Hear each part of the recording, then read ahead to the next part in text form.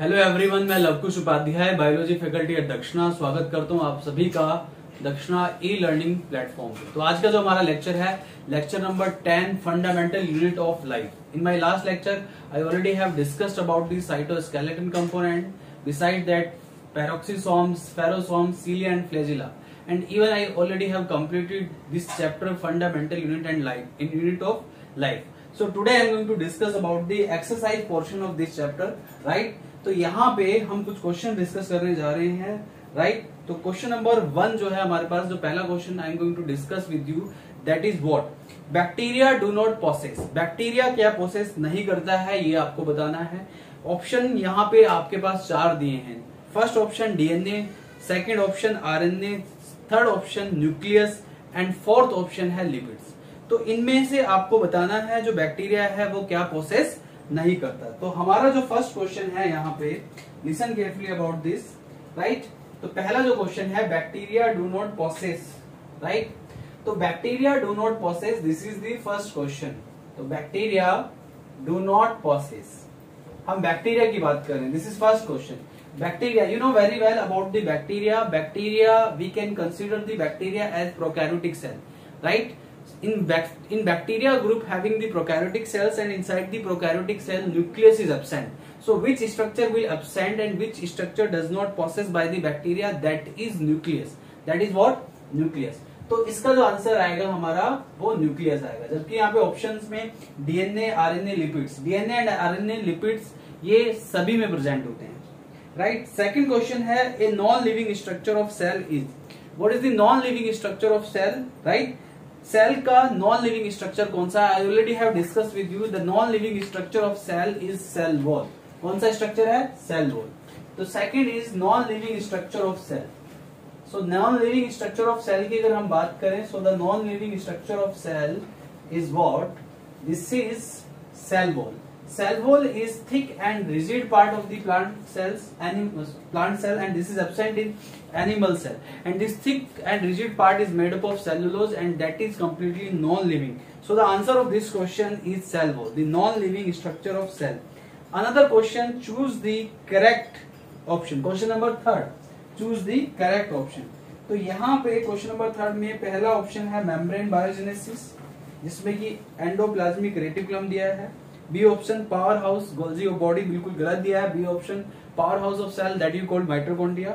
C option suicidal bag of is mitochondria, ये भी गलत ऑप्शन दिया, गलत मैचिंग है। Suicidal bag is what? That is lysosome. D option director of cell is called chloroplast, यहाँ पे क्लोरोप्लास्ट दिया, but that director of cells is nucleus, not the chloroplast. So membrane biogenesis is what? Right, endoplasmic reticulum. This option is completely correct option, and this is the correct matching, right? So in question number 3, right, membrane biogenesis. तो membrane biogenesis की बात कर रहे हैं। membrane biogenesis, it means, right, which cell organelle which is involved in the synthesis of the membrane, in the formation of membrane.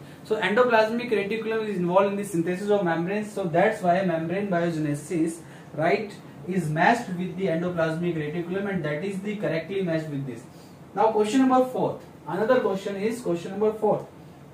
In question number 4, example of unimembranous cell organelle are, आपको बताना है यूनिमेम्ब्रेनस cell organelle यानी कि single membrane bounded cell organelle कौन सा है। So single membrane bounded organelle में यहाँ पे ऑप्शन ए में वैक्यूल दिया है, that is also correct. Golgi body दिया है, that is also correct. Endoplasmic reticulum भी सिंगल मेम्ब्रेन बाउंडेड ऑर्गेनल है। तो यहाँ पे क्वेश्चन नंबर 4 में जो सिंगल यूनि मेम्ब्रेन बाउंडेड बोला है इसने, so we can say single membrane bounded also. So single membrane bounded organelle, it means that possess only single membrane, that possess only single membrane, that we call single membrane bounded organelle. So single membrane bounded organelle is what? This is vacuole, even this is Golgi body, right, and endoplasmic reticulum. These three all are single membrane bounded cell organelle that possess only one membrane, जो कि सिर्फ एक membrane process करता है। This is right, यानी कि all of these, यहाँ पे all of these option D will be correct, because these all 3 cell organelles involve process single membrane, right, and these are single membrane bounded cell organelle. Now another question, question number 5, question number 5 में क्या दिया है, right, let's see. Now I am going to discuss about the question number 5th. There is another question, question number 5. Protoplasm is, right, protoplasm क्या होता है आपको ये बताना है. You know, protoplasm is crystal and colloid substance. It is what? Crystal and colloid substance. So यहाँ पे जो आंसर आएगा crystal and colloid substance. So protoplasm is what? तो protoplasm की हम बात कर रहे हैं. So protoplasm is what? This is the crystallo. This is what? Crystallo-colloid. Crystallo-colloid substance. यानी कि this is crystal as well as colloid substance that you call protoplasm. Another is what? Question number 6. Protoplasm excluding nucleus is called. If you exclude the protoplasm, right? If you exclude the nucleus from the protoplasm, that you call cytoplasm. You know, protoplasm is what?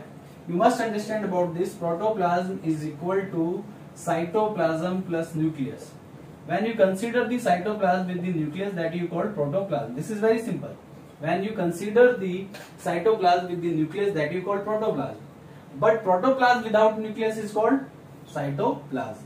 So protoplasm, we can simply say protoplasm without nucleus. So the protoplasm is without nucleus, that will you call what? Cytoplasm. So this is the cytoplasm. So without nucleus protoplasm, that we call cytoplasm. So question number 6 का जो correct answer होगा, that will be right. Option A will be right answer. Protoplasm without nucleus, that we call cytoplasm. Now question number 7.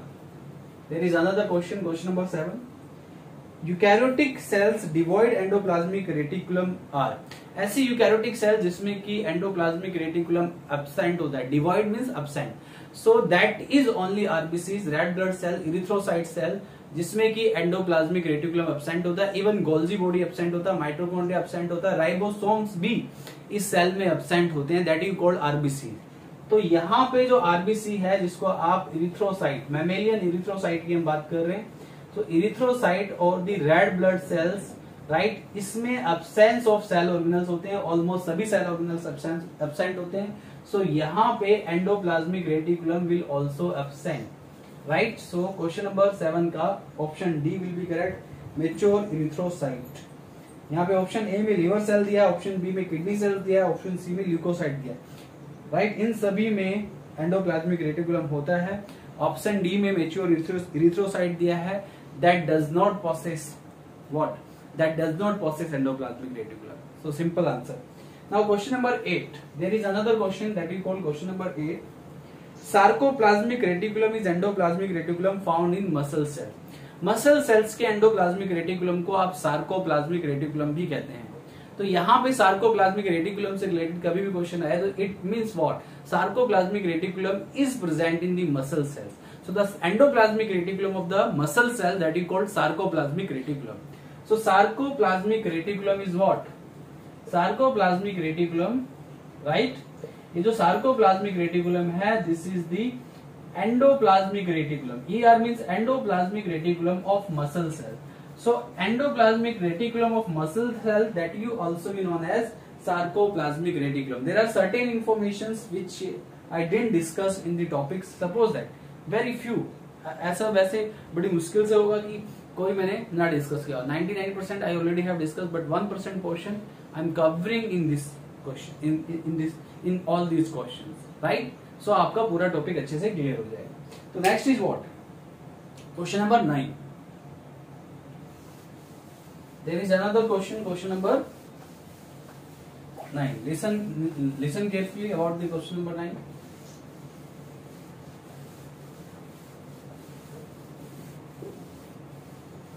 What is given in question number 9?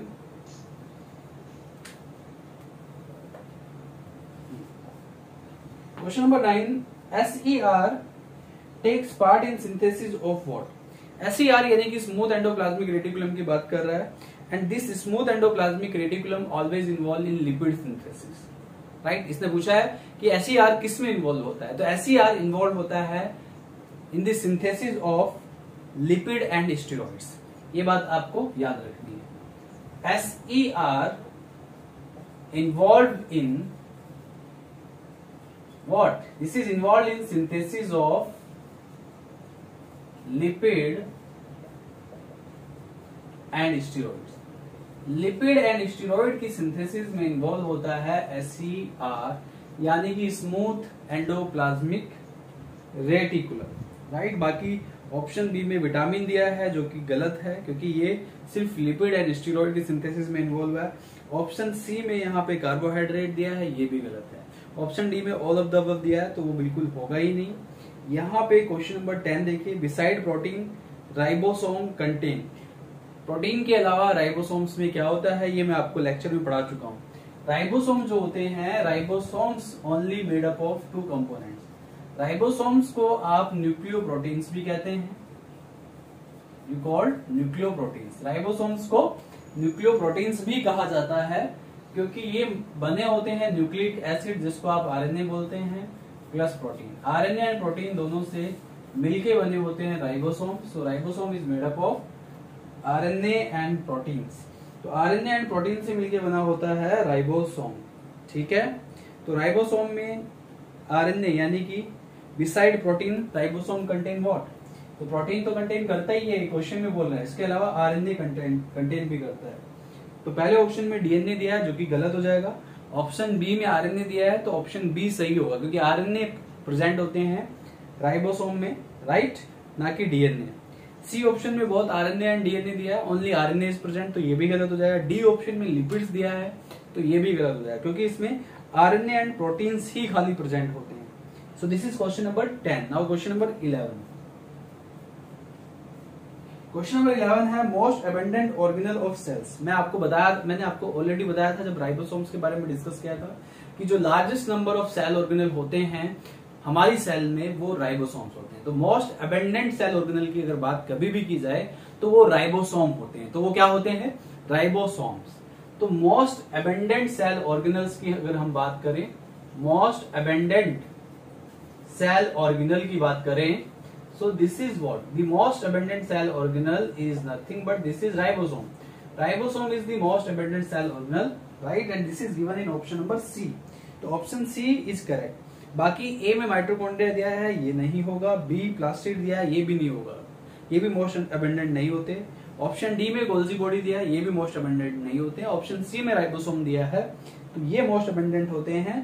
तो option C will be correct answer in question number 11। Now question number 12, right. Golgi apparatus is concern with. Golgi apparatus का क्या concern होता है? Option A में दिया है excretion. Golgi apparatus का excretion से कोई लेना देना नहीं है। गोल्जी ऑप्शन बी में दिया है सिक्रीशन। गोल्जी बॉडी का ये फंक्शन है कि गोल्जी बॉडी सिक्रीशन में हेल्प करता है। इससे जो भी मटेरियल सिक्रीट होता है, राइट, उससे कुछ ना कुछ फॉर्मेशन होती है, उससे वैक्यूल्स बनते हैं, लाइसोसोम बनते हैं, सेल मेम्ब्रेन भी बनती है उससे, राइट। ये बात आपको याद रखनी है। तो यहाँ पे गोल्जी एपरेटस का जो प्राइमरी रोल है वो है सिक्रीशन। तो option B will be correct. तो गोल्जी एपरेटस का जो प्राइमरी रोल होगा वो होगा सिक्रीशन।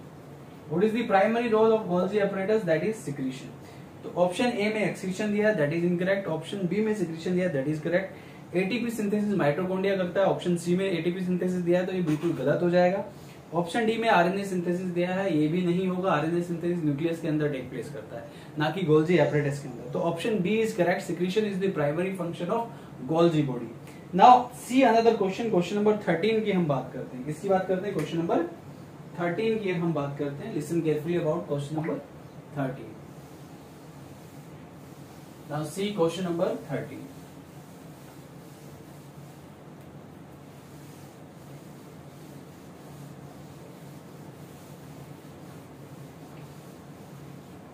क्वेश्चन नंबर 13 में क्या दिया है? Main function of lysosome is. Lysosome का मेन फंक्शन क्या है आपको ये बताना है। लाइसोसोम को आप सुसाइडल बैग ऑफ बॉडी भी बोलते हैं। इसका मेन फंक्शन होता है डाइजेशन, इंट्रासेलुलर डाइजेशन। सेल्स के अंदर के कंटेंट्स को डाइजेस्ट करने का काम करता है लाइसोसोम। ये तो मैं आपको फंक्शन बता चुका हूं। तो यहां पे भी यही आंसर आएगा, intracellular digestion, right. So main function of lysosome.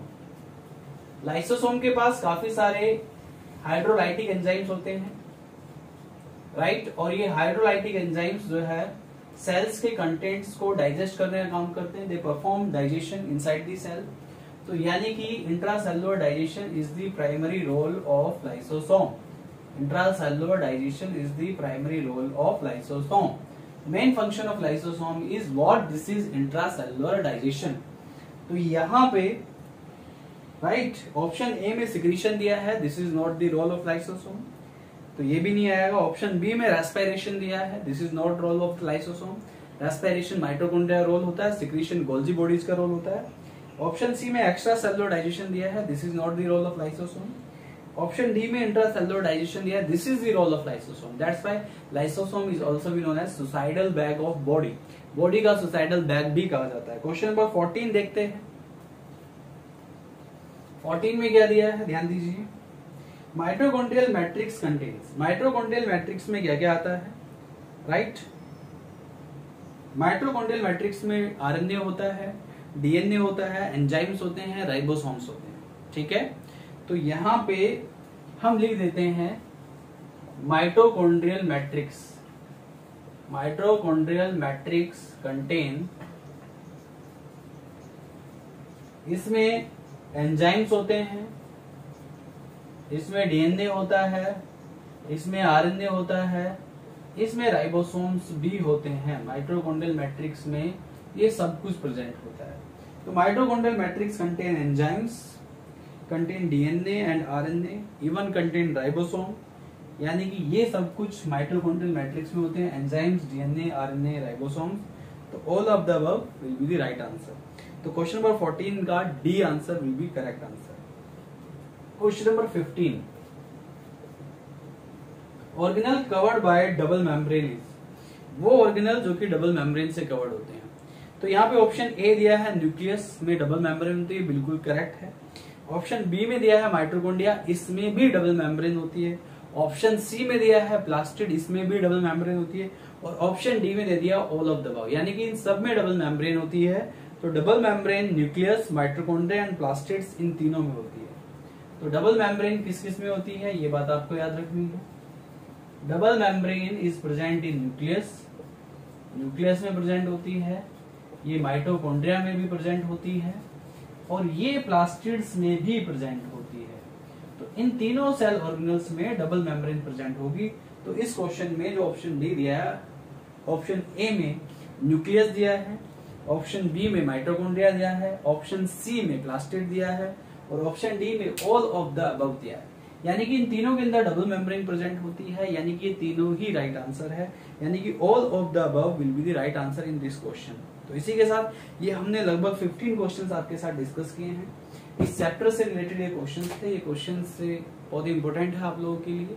इस तरह के और भी काफी सारे क्वेश्चंस है, आपके पास ऑब्जेक्टिव बुक होगी, वहां से आप क्वेश्चंस कर सकते हैं, and you will get so many questions like this, and these questions are very important for your exam point of view that I already have discussed here. इसके बाद मिलते हैं अगले लेक्चर में नए चैप्टर के साथ। तब तक के लिए thank you very much, bye bye, take care.